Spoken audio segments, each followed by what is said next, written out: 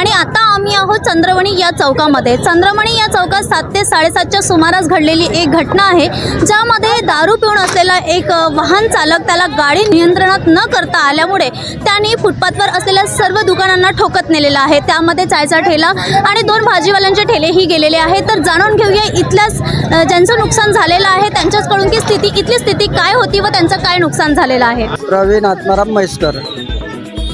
आता तो आहे ना, इतका दारू पिऊन होता आहे. ती येता नाही का त्याने पहिले मोठ्या आपल्या गाडीला ठोकल्याच्यानंतर मग माझ्या 2 ठेल्याला ठोकलं.